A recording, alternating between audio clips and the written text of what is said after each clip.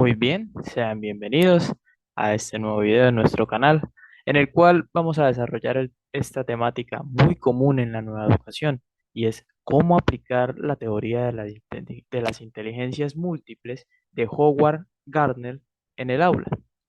Antes de entrar en materia, es necesario conocer los conceptos básicos sobre inteligencia para tener una perspectiva más amplia acerca de lo que desarrollaremos en este modelo de aprendizaje e-learning. Bien, ¿qué debemos tener en cuenta al hablar de inteligencia? Debemos tener en cuenta tres aspectos. Primero, el contexto. ¿Por qué? Porque su definición varía según su cultura y el área de conocimiento desde la cual se aborda o se realiza esa construcción del concepto. En otras palabras, no es el mismo concepto que tiene un ingeniero, un antropólogo, un sociólogo, un filósofo o un educador, porque su área de conocimiento es diferente y tiene una cosmovisión diversa acerca de lo que esto significa. Para la inteligencia es necesario tener en cuenta el desarrollo ontogénico y filogénico de la persona, del individuo. Es decir, hablamos de desarrollo ontogénico, que es el que se desarrolla a lo largo de la vida del individuo, y el desarrollo filogénico es el concerniente al desarrollo de la especie humana. Ahora pasaremos a hablar de la inteligencia. Bien, la inteligencia en un principio es definida como la habilidad para comprender y solucionar problemas. Para los griegos, esta característica de los seres humanos consistía en una habilidad multifactorial, es decir, que se complementaba de otras habilidades para ser inteligente. El primero en definir esto fue Alfred Binet. Alfred Binet decía que la inteligencia era una habilidad propia del ser humano en la cual se especificaban las cualidades formales de memoria, atención, percepción e intelecto. Él atribuyó en un principio al concepto general de que la inteligencia se utilizaba para comprender y resolver los problemas. Por otro lado, tenemos a Howard Gardner. Howard Gardner define la inteligencia como un potencial biopsicológico de procesamiento de información. Es decir, que es algo que nos viene desde nuestros antepasados y con el paso del tiempo, atribuyéndolo a la evolución, lo hemos mejorado. Donald Hebb, por su parte, menciona que la inteligencia es la resolución de problemas o la habilidad para tomar o razonar decisiones, dependiendo de la conducta del ser humano. Linda Gottfredson definió esto tal como lo propusieron los griegos en la antigüedad, que era una facultad mental multifactorial, que no solo se trataba de una capacidad o habilidad nata en el ser humano. Por el contrario, se trataba de un conjunto de habilidades que operaban en pro del desarrollo del ser humano. Steinberg nos dice que la inteligencia es concebida como el desarrollo de la vida. Esto a partir de las dificultades individuales en un contexto sociocultural específico, es decir, en los ámbitos, en los entornos en los cuales el estudiante, ¿sí? En este caso, tomándolo desde la perspectiva educativa, o la persona es partícipe, un participante directo. Por otro lado, tenemos a Piaget, el cual complementa la definición de Robert Sternberg, porque dice que eso depende del desarrollo de la vida del individuo y de las facultades individuales. Sin embargo, esto se ve condicionado por el ambiente y es la capacidad de adaptación que tiene hacia este. Decimos en la actualidad, o más bien en la época, en la edad contemporánea en la que nos encontramos, que la inteligencia se manifiesta de diferentes formas en las personas. De acuerdo con esto, Jiménez 2006 nos habla en un principio que la inteligencia coincide cuatro factores importantes. La primera, que es que ya no es concebida como una habilidad, sino como una capacidad de relacionar los conceptos, que me permite resolver problemas y a su vez esta involucra diferentes procesos cognitivos, es decir, todas las partes del cerebro funcionan dar a, para ser una persona inteligente, que de la misma forma funciona en un ambiente determinado, contemplando el contexto y el entorno. Recordemos que el contexto son los problemas, las necesidades y las condiciones a las cuales están expuestas los individuos y el entorno ya es el espacio en el cual se desarrolla esto, sea el aula, la institución educativa como tal, la sociedad, en fin. Ardila, por su parte, 2011, nos define la inteligencia como una habilidad y una capacidad. ¿En función de qué? La habilidad, ¿sí? Es algo que todos los individuos poseemos, por lo que a eso apunta la inteligencia. Es una habilidad general que todos nosotros los individuos poseemos y desarrollamos a lo largo de nuestra vida. Y se complementa con una capacidad específica, es decir, que se manifiesta de formas diferentes o que cada una de las personas posee una una capacidad diferente que complementa su inteligencia. Y allí la importancia del estudio de las inteligencias múltiples. Ahora hablaremos acerca de los modelos y teorías sobre la inteligencia, esos antecedentes que propusieron diferentes psicólogos antes de sacar antes de establecer, antes de consolidar esa teoría de Howard Gardner en el año 1983. El primero de ellos fue Alfred Binet, que en el periodo que comprende en el año 1857 a 1911 habló del coeficiente intelectual. Esta es una forma de cuantificar nuestra inteligencia.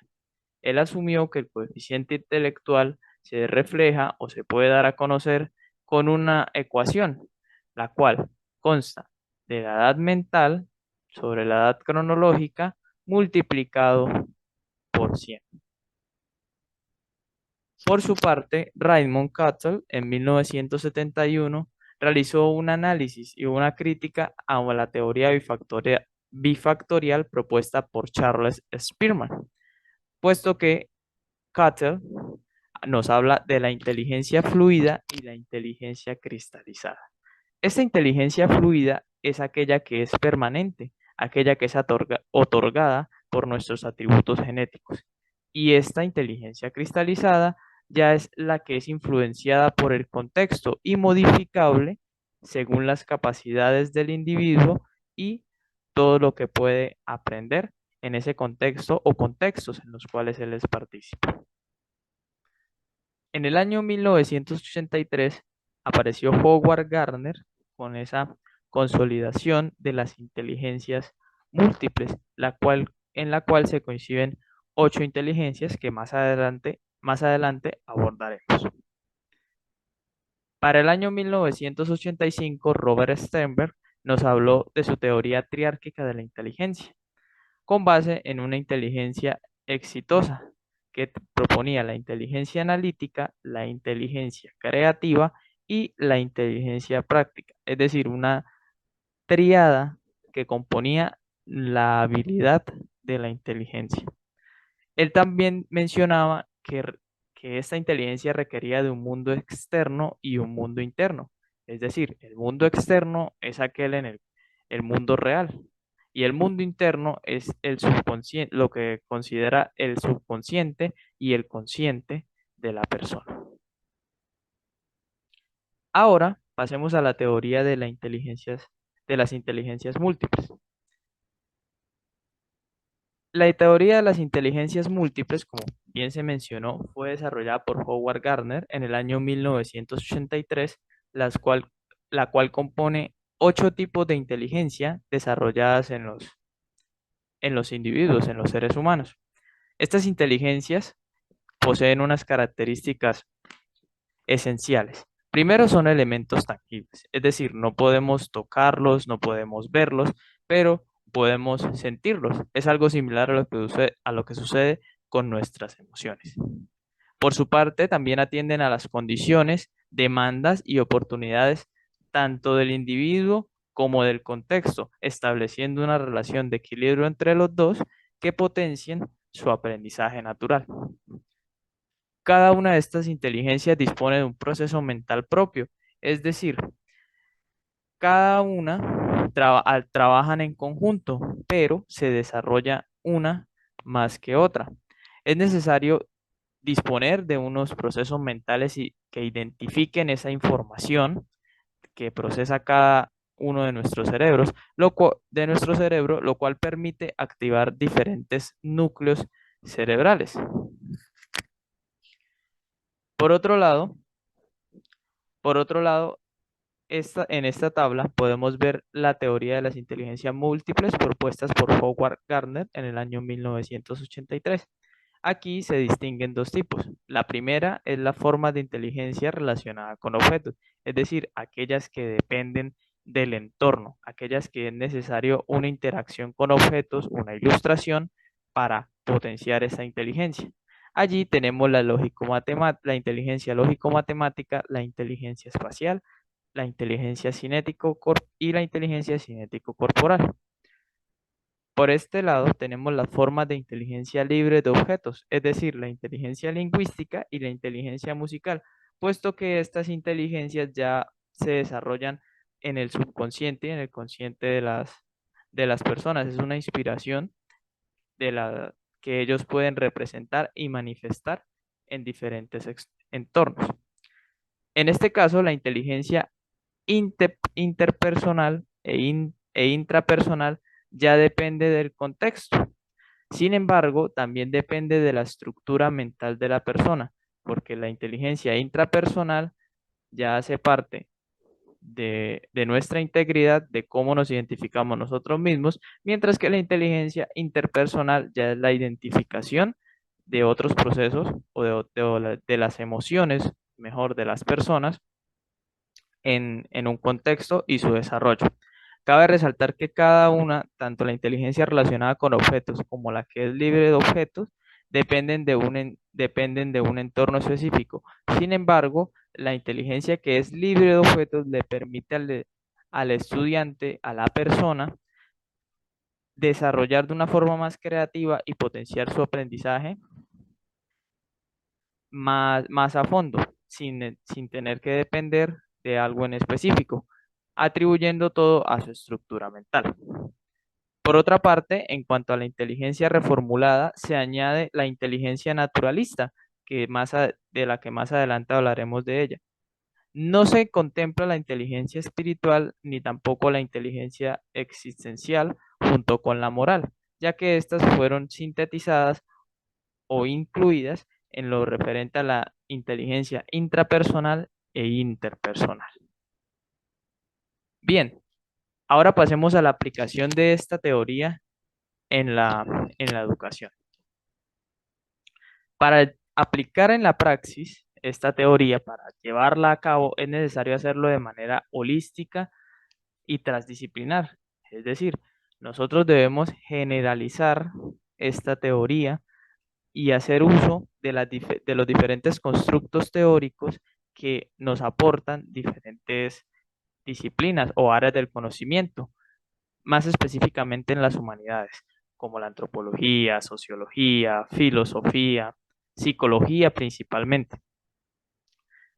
Ante esto, Gardner nos dice que la aplicación de la teoría de las inteligencias múltiples se debe realizar con base en una enseñanza personalizada, porque cada individuo posee todas las inteligencias múltiples. Sin embargo, cada uno las desarrolla de una forma diferente, atendiendo a un estilo y a un ritmo de aprendizaje propio.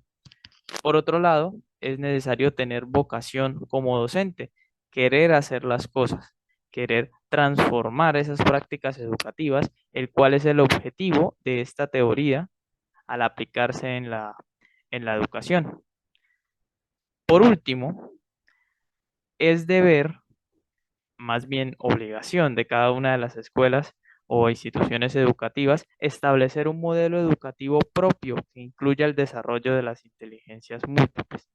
¿Qué va a permitir establecer ese modelo educativo propio que ya responde al PEI, al proyecto educativo institucional y a la normatividad de cada una de de estas instituciones en el rol como docente de transformar las prácticas educativas, promover la comunicación asertiva y motivadora, con el fin de potenciar las capacidades de todos los estudiantes? Porque bien decía Ardila, que la inteligencia es una habilidad que cada uno de nosotros posee, complementada con capacidades ya más específicas de cada persona que atienden a un estilo y ritmo de aprendizaje propio. Bien, hemos llegado al final de nuestra breve exposición, de nuestra presentación y abordaje de la teoría de las inteligencias múltiples para pasar al momento de retroalimentación.